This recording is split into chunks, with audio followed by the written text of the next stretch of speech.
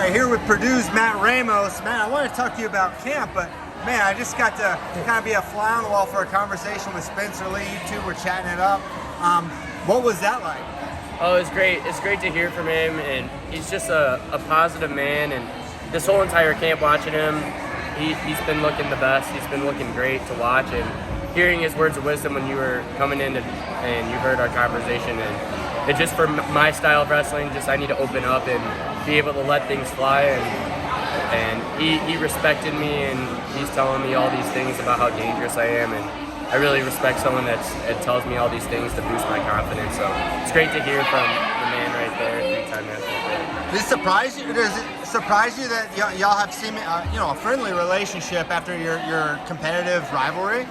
I don't see it surprising. I know that, like, on the mat, and even with anyone like in my weight class at 125, like, there's going to be competition. There's going to be rivalries, but I mean, outside of season and in this camp, I feel like we need to take everything in to learn from each other, and you can't be greedy with yourself. You gotta be able to learn. You gotta be a student of the sport, and if you're just gonna treat wrestling as a rivalry the whole time, like, there's not gonna be as much growth. So, like, I want to learn from him. I want to learn from everyone else. So that's what this camp's all about: to learn from all the best Americans out there and the best wrestlers in the nation. Yeah. As you look at your last season, you come short of All-American status. 125 was crazy all year long. You were part of the chaos, number one, not number one, all kinds of changes. As you reflect on this season, what were your main takeaways? Yeah, main takeaways for this past season is just keep on attacking and not hanging myself up in the past. And I think that living in the present is the most important thing, and having fun. And I think going into this next year, I really want to have fun with wrestling and not putting all this pressure on myself. And I think the matches where I'm having the most fun is when I wrestle the best. Yeah. And that's probably my biggest takeaway for going into the next season. Did you feel like coming into last year, the only thing that would satisfy you was a national title, and did that make it tougher for you?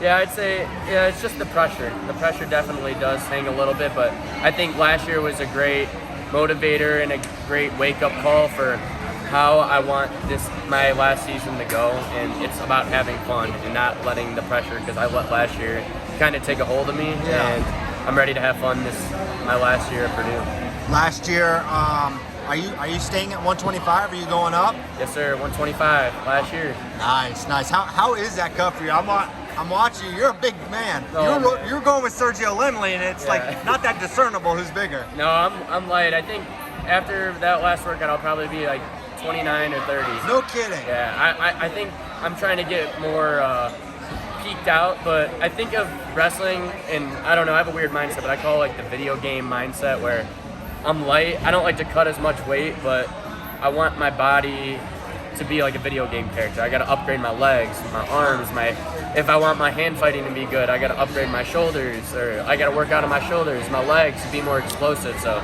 I don't like cutting that much weight, and I think that's why I look big, is because I try to work out the areas that I'm weak in to be strong in every aspect of my body and my life. I like the video game analogy. Yeah. That makes sense to me. I love it. So freestyle, you're cadet world champion. You've had a lot of success in the international style. What are your goals internationally? Internationally, world champion, world teams, and Olympic champion, Olympian. Those are my international goals. And I saw your post out a couple months ago with the Philippines. Where do you stand with that, with like which country you plan to represent? As the moment now, I'm undecided with that process, and I've been talking to the Philippines and here as well, but I love the benefits of both sides around, but for now I'm undecided with how that process is going. When do you think you'll make a decision on that?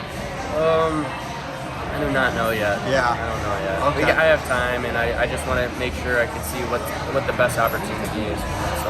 Yeah, that makes sense. All right, for Purdue, what's it been like being part of that program? Coach Urslin's done such a good job. Really tough room. I saw you here with a bunch of your teammates, Joey Blaze and Rowley.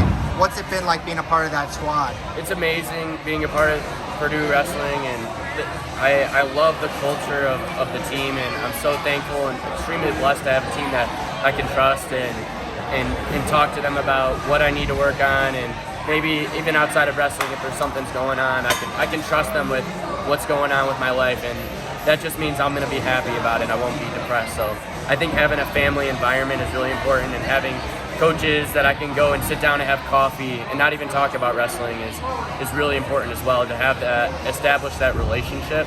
And I mean, I love everything going on there, and with the family, the team, and the coaches as well. How much are you thinking about post-collegiately? Are you going to get into coaching or just go full-time freestyle? What do you want to do? I definitely am very interested in coaching and also competing internationally as well. So I definitely want to go both ways on there with competing and being a coach. Nice, nice. What is next for you this summer? As of this summer, I'm just training, running camps, and just trying to find ways to get ready for my last season, and just trying to do better every single day. Anyone next year you're really looking forward to wrestling? Anyone that just steps out in front. I just want to have fun, and everyone's different, and that's the fun part about wrestling. And going into my last year, that's what it's about. Just if there's a freshman that's coming up, I'm excited to wrestle them. If it's a senior, let's run it back. Let's do it. A funny thing about 125 last year, it's like the wrestling adage, the cliche is like anyone can beat anyone any given day. And it's not really true necessarily, but with 125, it was literally true. It felt like anyone could beat anyone. It's like, oh, Diego Sotelo just beat Anthony Noto. Like anything could happen. What was it like stepping in the mat every time being like, yeah, I could definitely lose today? Oh yeah, I think definitely in the beginning it was really crazy seeing that, like the inconsistencies. But I think that's what makes it fun, and you don't know who's gonna come out on top, and it makes you want to work. It makes me want to work even harder to set myself apart from the inconsistency and to be persistent while wrestling with being consistent, winning. Yeah. So I'm gonna have to work harder to be able to set myself apart from everyone else. Awesome, awesome. Well, Matt, I don't have any other questions. You got anything else before I let you go? Boilermaker Nation, let's ride. Let's ride.